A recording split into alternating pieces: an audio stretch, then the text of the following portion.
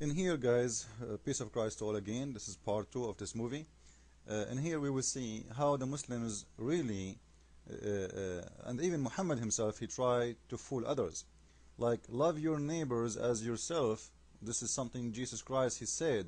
Wish to your neighbor what you wish to yourself, right? So, it is sound familiar for us, huh? Simply, if this is the teaching of Islam, why we cannot find it in the Quran?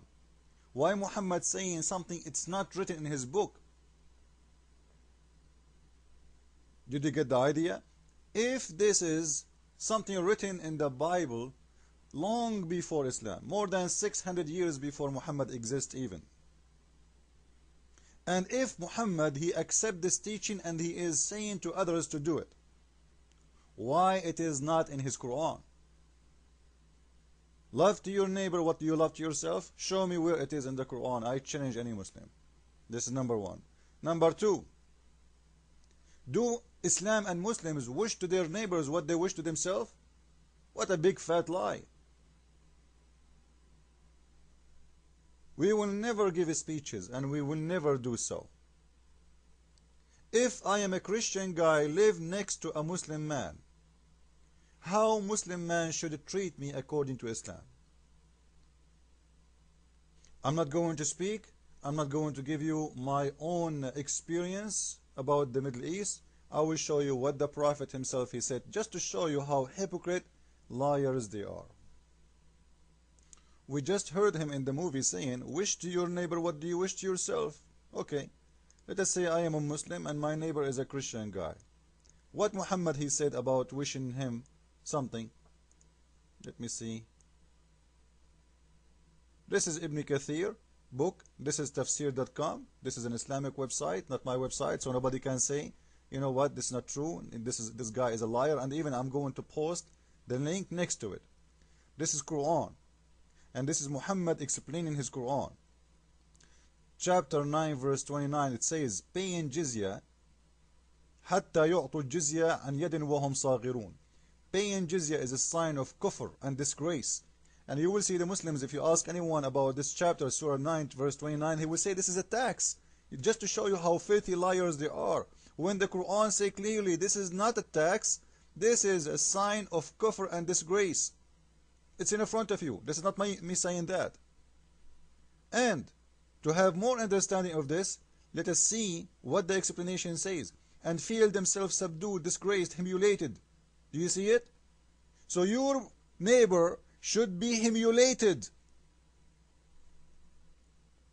Therefore, Muslims are not allowed to honor the people of the Dhimma. Who was the people of the Dhimma? It's mean the Christian and the Jew. So if your neighbor is a Christian or a Jew, you have to humiliate him. You have to dishonor her. You have to spit in his face morning and day and night. You have to slam his face. And we just heard him in the movie saying, wish to your neighbor what do you wish to yourself? Which neighbor? The Muslim neighbor.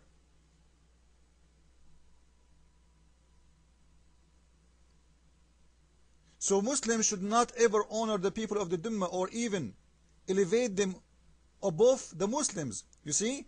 So it is not what they say always when Muslims say something to you.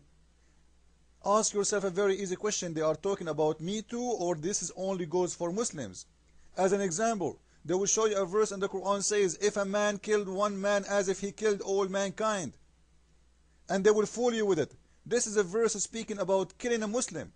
If a Muslim kill a Muslim, he will be killed. But if a Muslim killed non-Muslim, he will never be killed. Muhammad, he said, لا يؤخذ دم مؤمن بدم كافر. لا يؤخذ دم مسلم بدم كافر. None a Muslim will be killed for killing a kafir, which means a Christian or a Jew or whoever. So when they try to show you something, ask yourself, is that really what it's mean? Is it about me, or this is only about Muslims?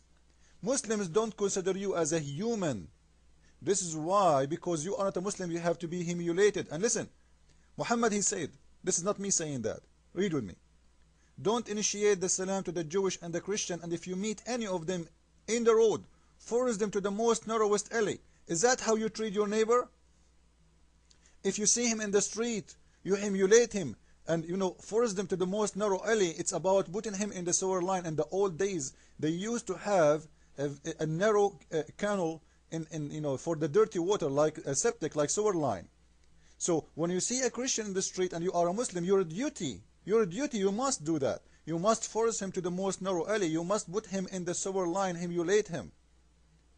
You see how the Prophet teaching is for equal and respect your neighbor and love your neighbor and wish to him. Do you wish to yourself to go in the sewer line? Do you wish to yourself to be humiliated? And in here, I will post the link next to it. You will see why Umar ibn al-Khattab, he humiliated the Christians when he attacked Jerusalem.